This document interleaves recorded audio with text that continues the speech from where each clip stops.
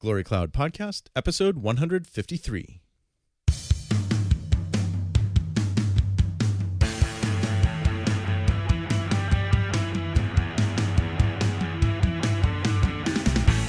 Well, stay tuned for some more Meredith Kline Applied this week.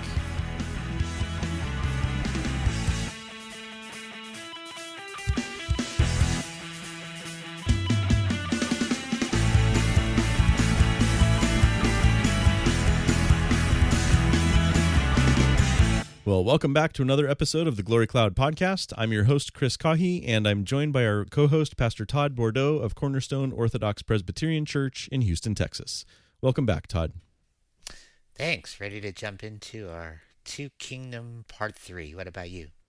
Yeah, I'm really looking forward to it. Enjoyed our discussion last week, and looks like we have good stuff ahead of us. How are things going? Going fine. I'm walking. I'm alive. So I'm thankful. Good. All positives there. Well, before we dive right into our material, I will just remind our listeners that we do have our show notes page over at meredithkline.com/podcast. There you can find all of the resources that we mentioned during the course of an episode.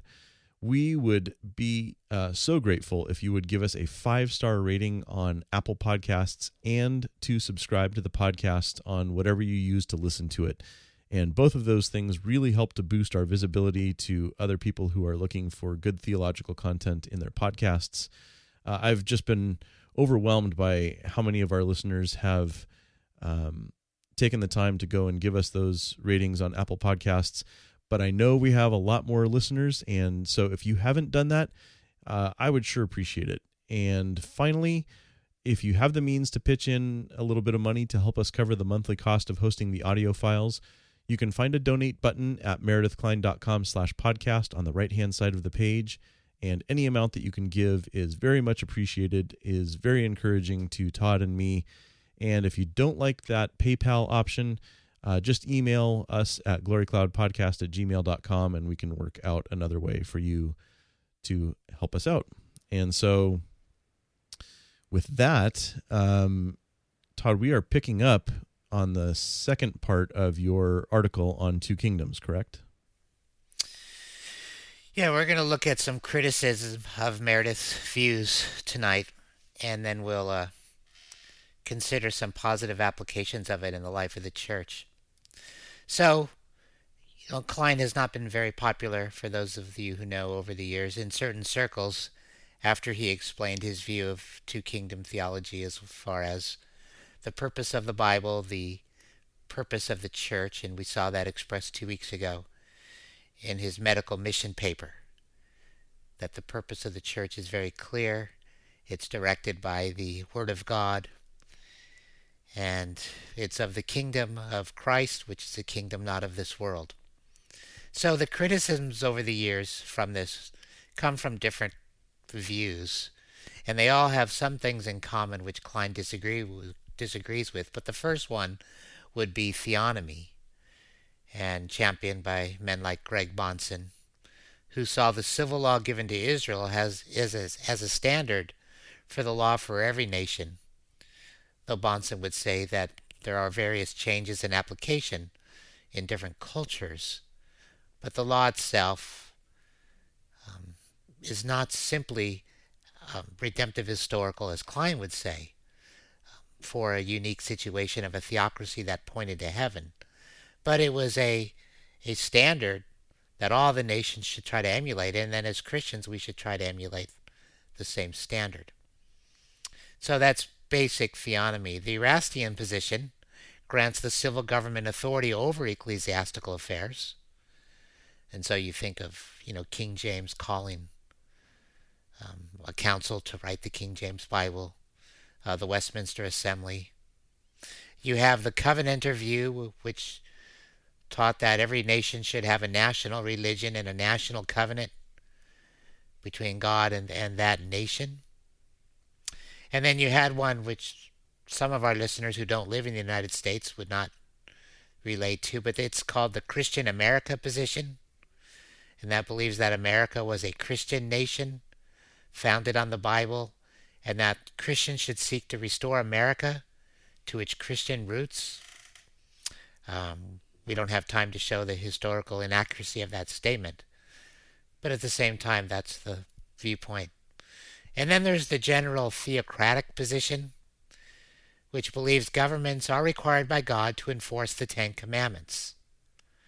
And so they would not go as far as some theonomists in granting that the entire civil law is still applicable, but they would say at least the Ten Commandments should be enforced, including Sabbath laws, including laws against idolatry, which means there would be laws against other religions, heresy laws, etc.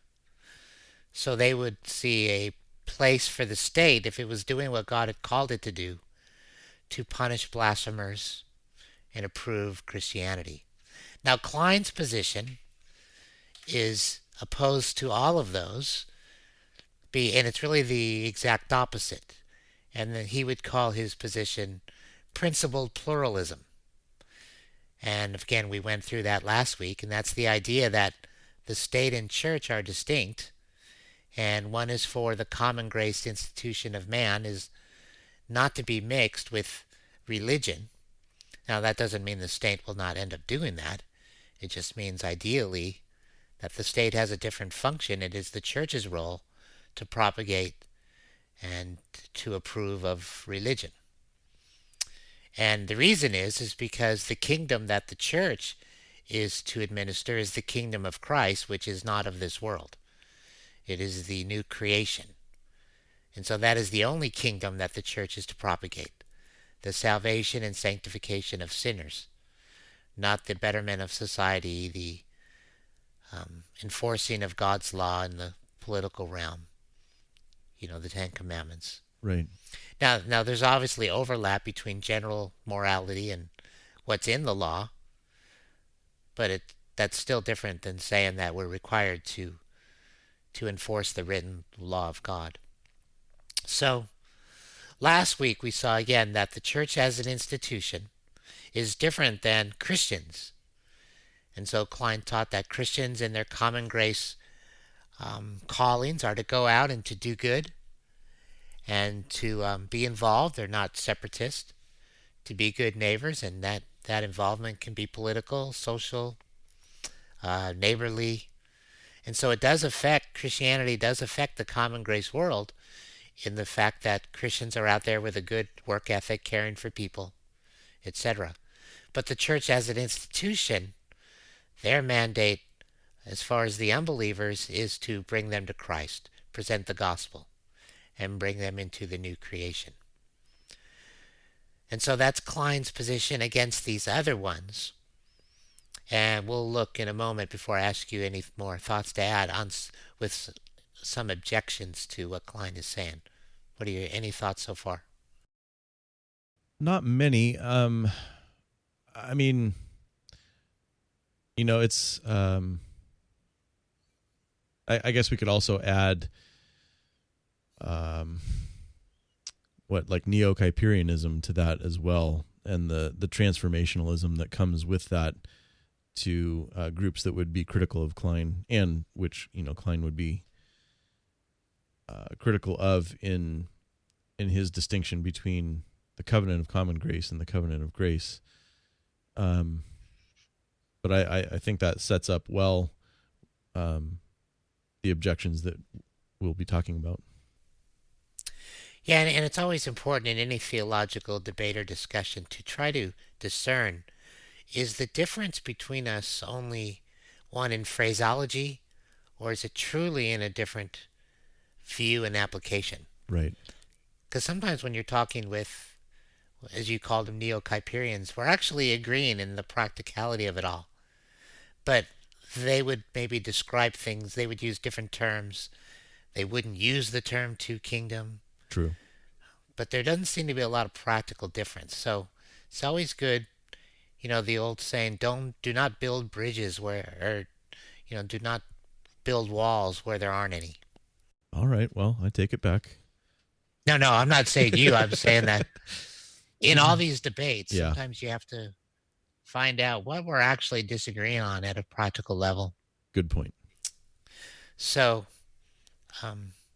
so the first objection would be that where Kline would be wrong in their view is that the church is not just called, with regard to the world, to preach the gospel, but to instruct the state how to rule according to God's law. And for justification for this, they look at the Old Testament prophets, who often rebuke the kings for not applying God's law. So for example, women in combat. They would see the Old Testament forbidding women in combat, which of course it does, God to Israel. And so they would say that it's a requirement of the church then to instruct the state what God's law says about the policy of women in combat. A few years ago under Bill Clinton, you had the gays in the military. Don't ask, don't tell. Right. Remember that? And the church thought they had a responsibility to instruct the government that was sinful, that was wrong. And so, again, Kline's answer would be that you cannot draw a straight line between Israel and the nations of today. Israel was a theocracy that typified heaven. And so to draw a straight line from the cultic to the common is to profane the cultic. And I'm using Klinean language, right? Right. And another way to say that, of course, is that what is uniquely redemptive in history cannot be used for common. And so in the same way that we don't apply, the temple rules in the Old Testament to the other nations, we don't look to God's civil law, which the Westminster Confession says has expired, and use that as a guide for today. When the prophets were instructing the kings, they were kings over God's theocratic, uniquely theocratic nation. And so try to draw a straight line and say, well, that's how we should instruct our senators, governors, and presidents, is an illegitimate line.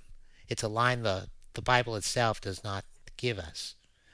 And so it's a misunderstanding of the Bible and of the progress of redemption.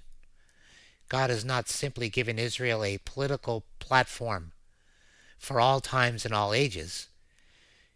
Israel, and Voss was really good at showing that you cannot separate the civil and the spiritual in Israel. I mean, even in civil law, you had priests who are deciding cases. Right. And so there's not a clean separation in a theocracy. It's all really one. And Kline was really good in explaining that. And the other point is that often, like in Psalm 2, which seems to be the Theonomist's favorite psalm, Psalm 2, when it talks about kings kissing the Son, in the Old Testament, especially in the prophets use prophetic idiom. Again, going back to Meredith's teaching on the prophets. And so we see in the New Testament that where kings are often the subject of prophecies, they are symbolic or figurative for all people. And so Psalm 2 is not just calling out for government leaders to kiss the Son and orient all their political platform around the law of God. Mm-hmm. Psalm 2 is a warning before Judgment Day for all people. And remember, in the Old Covenant, kings represented people. That's why in prophetic idiom, kings often picture all people. It's the gospel. It's the call of the gospel to repent and believe in the Son for salvation. And so you see the mistake of turning Psalm 2 in sort of a political platform for the church to instruct the state. Any thoughts on that one?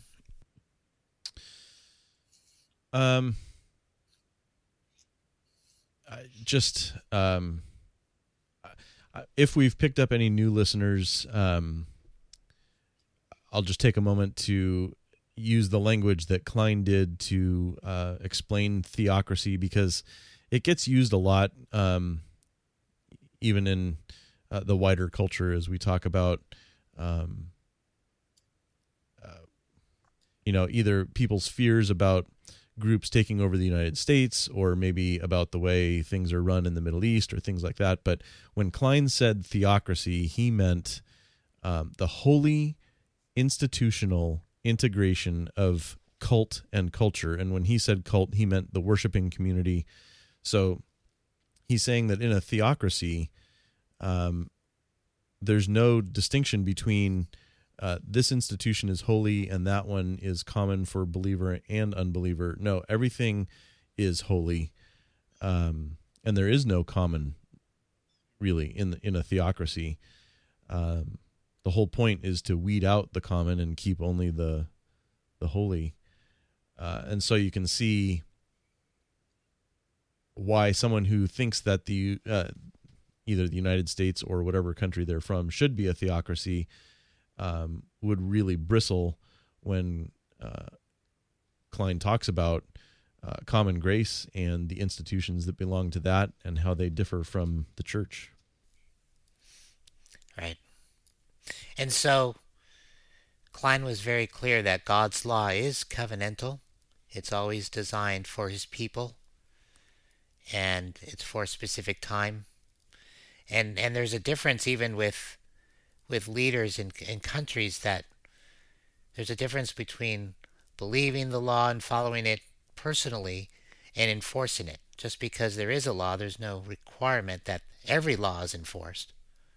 Right. There's no requirement. You may hold to the Sabbath, but to have to enforce the Sabbath as a legislator, Kline would say, is a misuse of that idea, that the Sabbath, if you believe in the Sabbath day, is for the covenant people. And so T. David Gordon writes in an older work, how could the Gentiles described by the Apostle Paul as outside the Mosaic law, or outside the law, possibly be obligated to the law? How could it possibly be meaningful for Paul to distinguish Jews from Gentiles because, quoting Romans 9, to them belong the covenants and the giving of the law? If the covenant and its laws oblige non-Jews equally with Jews. Yeah, I think that's a very profound point. And so when the prophets did speak of judgment coming on the Gentile nations, it spoke of moral laws that we call natural law, or the laws on the conscience. They were never condemned for uniquely Mosaic laws that were unique to Israel. They were never condemned for not obeying a Sabbath day, or not worshiping at Israel's temple, or things unique to Israel, but things common to all people. They know by their own conscience, idolatry in general, and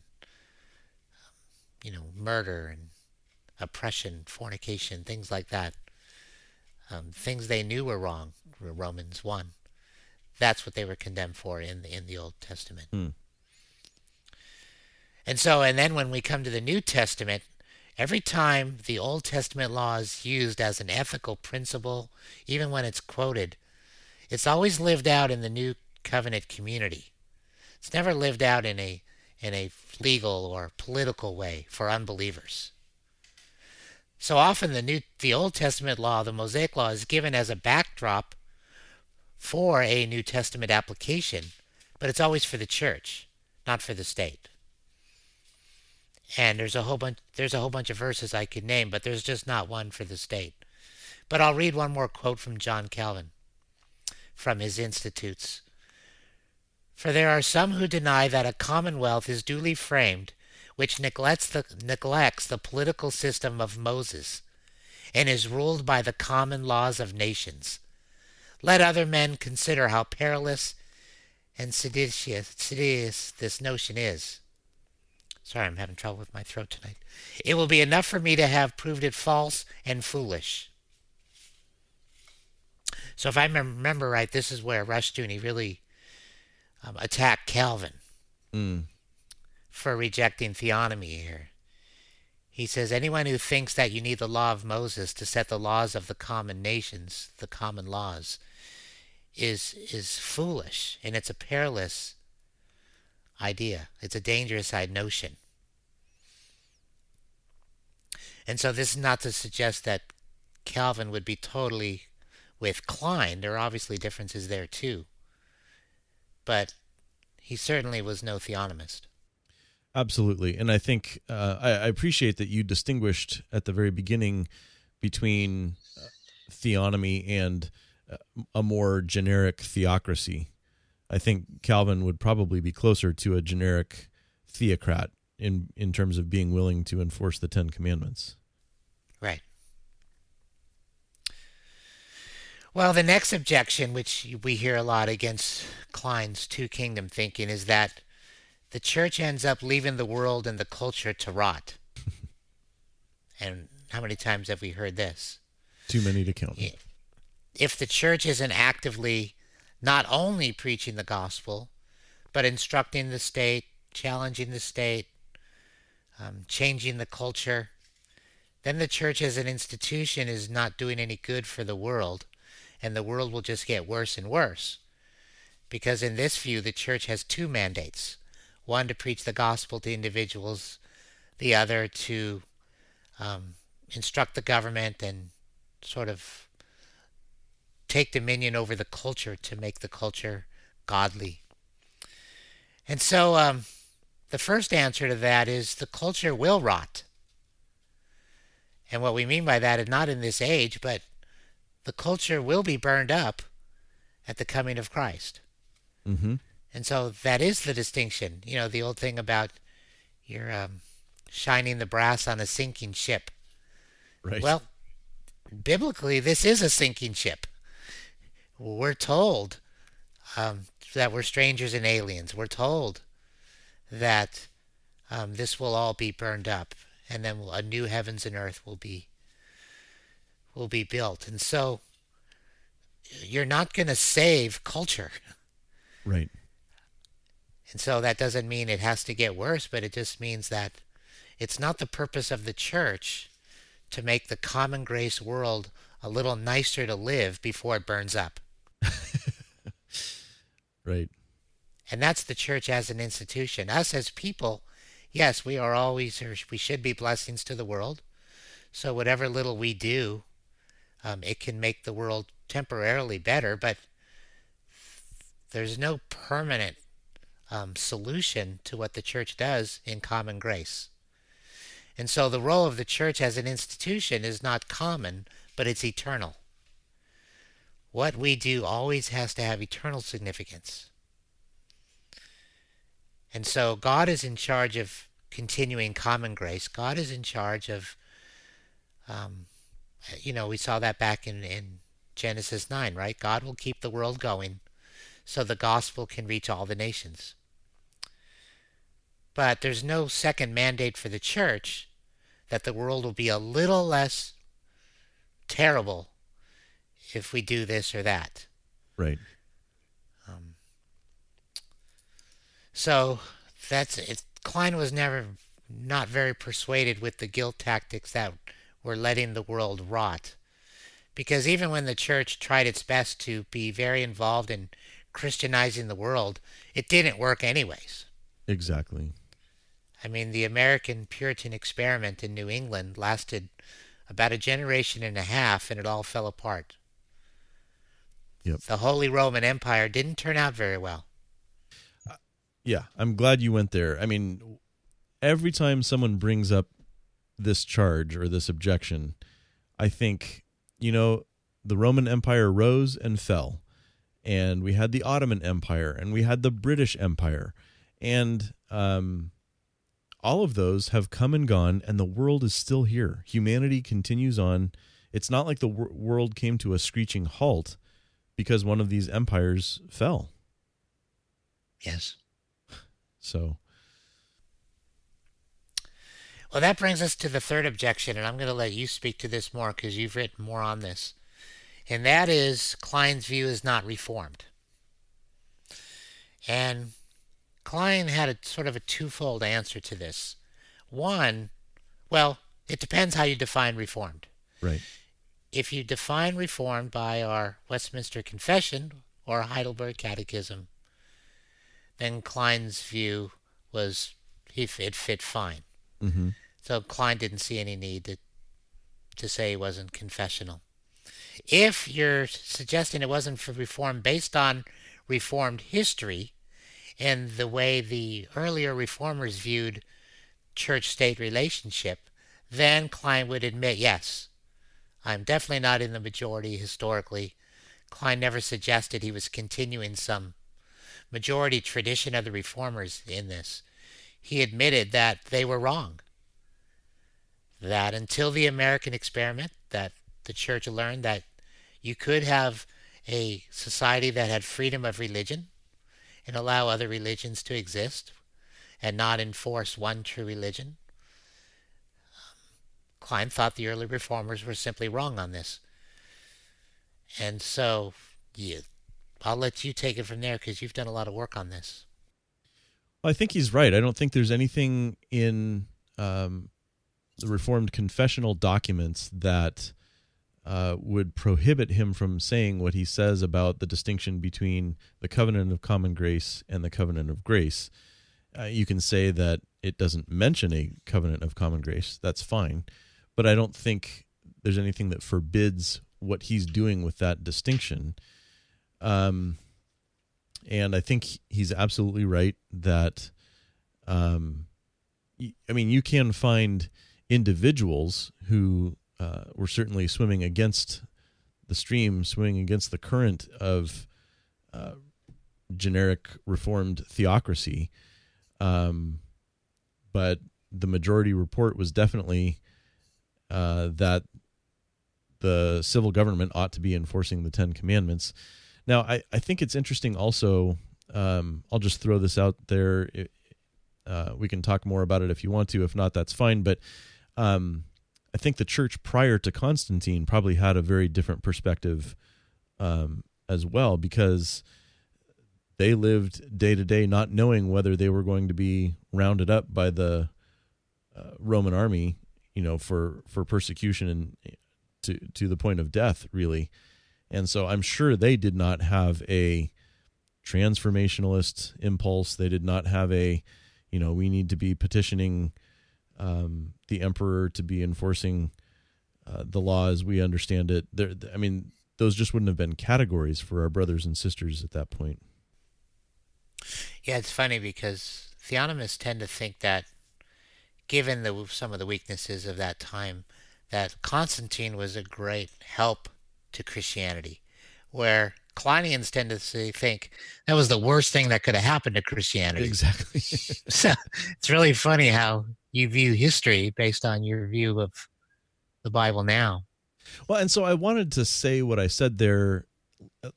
Look, if you're a fellow believer and you think Constantine was the greatest thing since sliced bread, fine.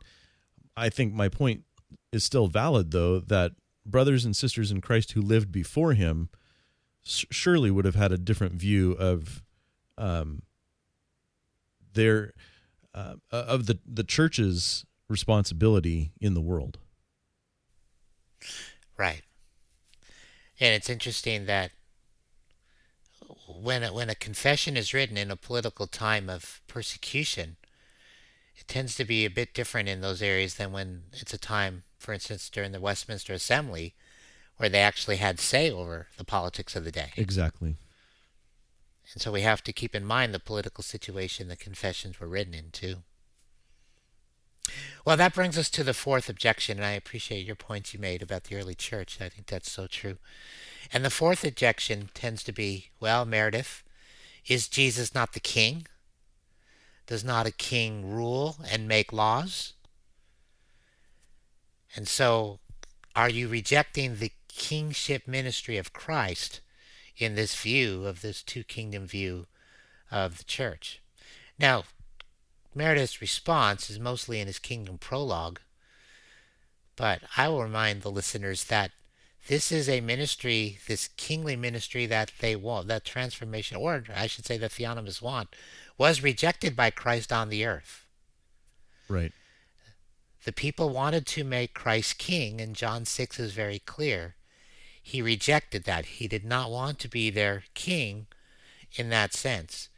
And in Luke 12:14, you had the two men arguing over a civil matter, and they asked Jesus to resolve it, and his response, "Who made me a judge over you?" That's just a fascinating response because you could argue, well, aren't you the king? Aren't you the ruler not only of the church, but shouldn't you be the ruler over politics and culture? Isn't that what we're told Jesus should be? And yet here Christ is rejecting that ministry. Hmm. And so the danger of a one kingdom view is we separate the ministry of Christ before his resurrection from his ministry after the resurrection. Jesus rejects the role of a political king all on the earth, but somehow we're supposed to put him into this role now. Hmm. But the New Testament never separates the ministry of Christ this way. The Acts of the Apostles continue the ministry of Christ through the apostles. That is why there's nothing in the book of Acts about entering into the political fray. Paul is very respectful to the Roman rulers. He does not suggest that they are illegitimate rulers because Christ is now the legitimate king of the earthly realms. And so he speaks to the Romans, even though they were promoting persecution and idolatry. Paul speaks to them as legitimate. He speaks very respectfully. He doesn't instruct them on public policy, but he does preach the gospel to them. Right. And so we see that the ministry of Christ is not separated from pre and post resurrection. It's the same ministry. Okay, so you went a different direction with Jesus being king than I initially thought this was going to go. I was thinking of the objection that Jesus is Lord of every square inch, essentially. Mm. But that's a slightly different Right. direction. So, And so Kline would say, and not just Kline, but this is common in that Jesus is king through his providence over all the kings and all the politics of the world. Through his providence. He's king through his word and spirit to his redeemed people. mm-hmm. And so long as you remember that he's king in both, but the way he rules is very different. And we should not try to make the world a redemptive kingdom where he rules the world by his word on people outside of Christ. That would be the same ministry Jesus rejected. That's my original point. When he was in Israel. Mm-hmm. So there's one more area we can talk about, but any other thoughts on those are the most common objections. Anything else you can think of that you tend to hear? Well, I appreciate that you just said that he rules through providence and he rules his church in a different way. I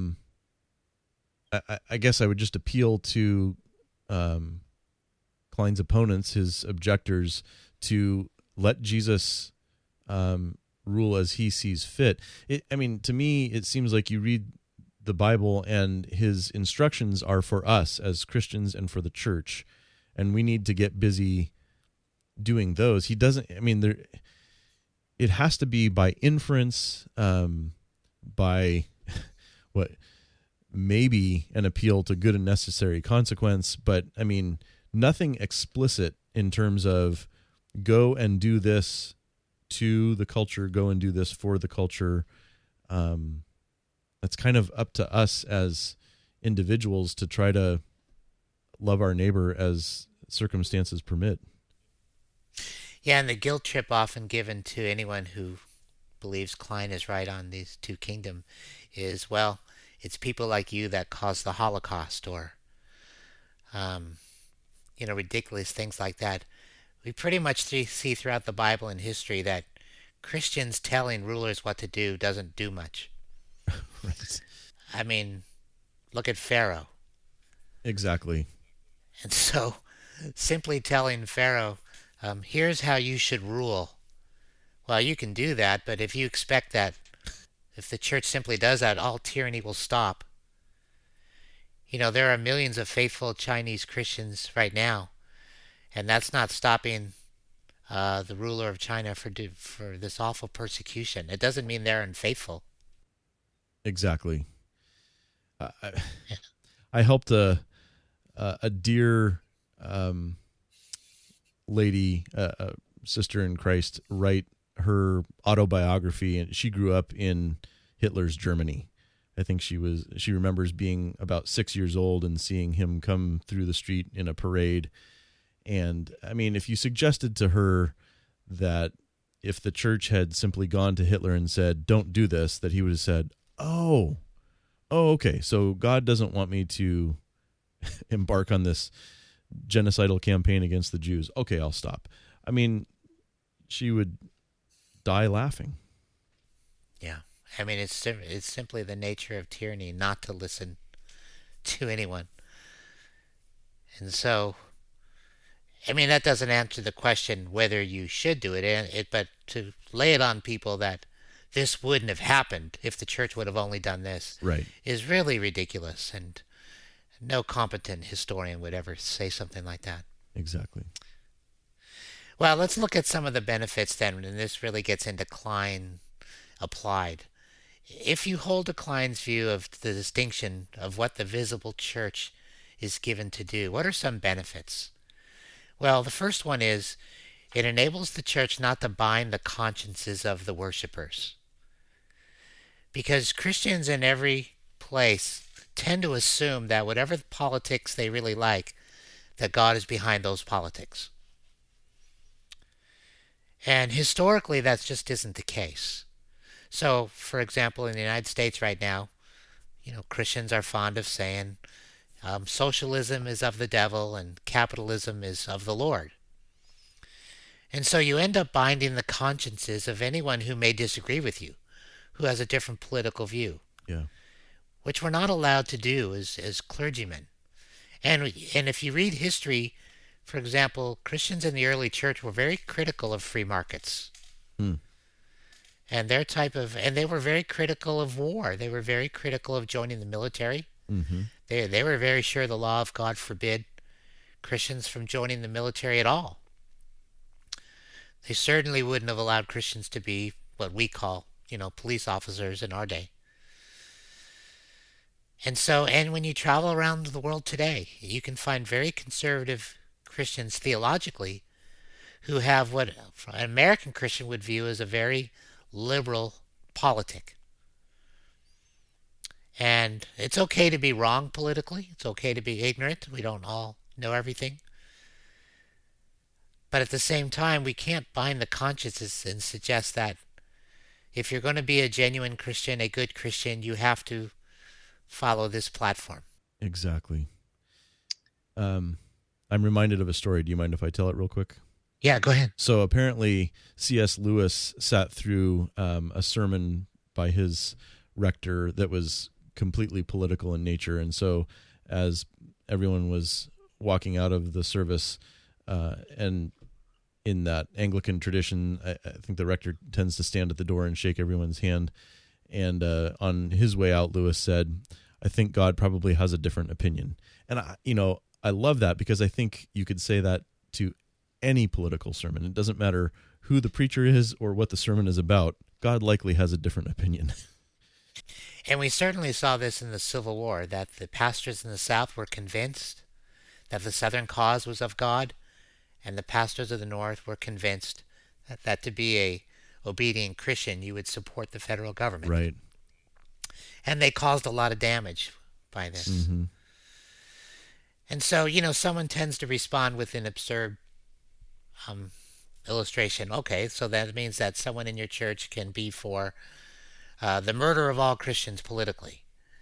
Well, I mean, we assume Christians are genuine Christians, and being those with the Holy Spirit, they want to do good to others. And so that's always a base for whether you'd rebuke them or not if their exact political view is wrong. Obviously, if it gets crazy like that and they want to harm people, that's a matter of the heart. Mm-hmm. But it's still, it doesn't bind the conscience politically. Now, related to that, the second benefit of holding to Kline's distinction is it protects us from authoritarian pastors. Because pastors, when they follow this line of thinking that the Bible gives us a platform for economics, law, and politics, they become so-called experts in areas they're not experts in. Right. And then they end up being like rabbis did in the Jewish culture, pretty much answering every question about everything for everybody. And Jesus was not too fond of the Pharisees misusing the law in their very unique applications that were not actually in the Word. Right. And so, being a theologian does not make you an expert in American jurisprudence or economics or political science or matters of warfare. And so as soon as you allow a pastor to assume that from the Bible he can tell you everything what God thinks of these things, then you have an authoritarian pastor. Then you're in a dangerous place. You don't have the freedom to disagree on anything with him. Right. The third benefit is it enhances the fellowship in the church, that people can be different and have different views politically while holding to the truth of the Christian faith. And the best example of this would be Stuart Robinson, who during the Civil War pastored a church in Louisville, Kentucky, and it was a unique church because he was a two-kingdom pastor. And so in his church you had Northerners and you had Southerners worshiping in the same church. You also had blacks and whites worshiping in the same church. And that was very unique during this time in the 50s and 60s of the 1800s. And so Robinson knew it was not his calling as a pastor to urge war or to take sides, that it was a matter of conscience. And so you had a true church. I mean, think of the 12 apostles, all the different political views. You had zealots, and you had tax collectors, about the most formerly traitorous people that did not love the country as you can imagine. Right. And then fourth and finally, it enables us to focus as an institution called the church on the one mandate we're given with regard to the lost, and that is to bring them the gospel. And so in the two kingdom view, the lost is not our enemy that we need to defeat and overcome. And all the isms of the world, whether socialism or capitalism or feminism, they're not the spiritual enemy. These are people, conservative or liberal, outside of Christ, they are held captive by the enemy, which is a spiritual enemy. It's Satan. And so they need to be freed from that. That is the purpose. That is the rescuing of the church. We are to love our enemy. We are to love those who hate us. But our goal is to bring them to Christ.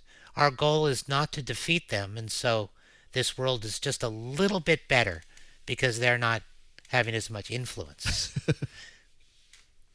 Our goal is, there's one mandate. And we know from history, we know from our own lives that if we have two mandates, we'll end up loving the one and hating the other. Right. In other words, we'll continue to minimize one and be more passionate about the other. And that's what classic liberalism is.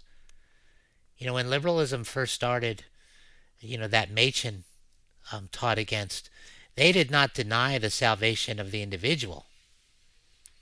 But their passion was for the betterment of society. Right. Now, it didn't take many generations for them soon to deny or completely forget the salvation of the individual or even redefine it.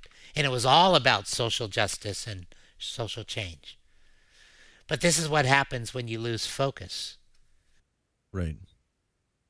Exactly. And so, Two Kingdoms says, as individuals, as temporary sojourners, we are to work for the betterment of society as much as we can. But as the church, we look at unbelievers as people who need salvation before the judgment day. That is the mandate. So there's a great benefit for the church to remain true to the Lord in what Kline is saying here. And that would be, I think, unless you want to end it with something, that is Meredith Kline applied as far as his two-kingdom view. And we have a whole slew of subjects to get to, but we'll end these 3 weeks with that, unless there's anything else you have. No, I appreciate the note that you just ended on there. I could maybe follow up a little bit and just say that it's fine to hold other views that are outside the purview of Scripture, maybe a public policy or something like that. But I'm talking to myself as much as I am to our listeners when I say that should always take second place and backseat and a subservient role to the gospel. That needs to be the most important thing. So I appreciate that you mentioned that, and thank you for organizing that discussion. I enjoyed that a lot. Well, thanks for being the other organizer on the other side of the mic that does almost everything else and helps me on this. My pleasure. Think we make a good team. Yep. All right. I would love to hear, Todd and I would love to hear what you think, so please do email us at glorycloudpodcast@gmail.com. You can tweet at us. I am at MachenGuy. Todd is at Bordow. The podcast itself is at glorycloudpod. I am also on Instagram as at MachenGuy. And you can also join the discussion over at the Meredith Kline Facebook group. Just let the admins know that you listen to the podcast and they can get you added. And Todd and I will be back again next week with more Meredith Kline Applied.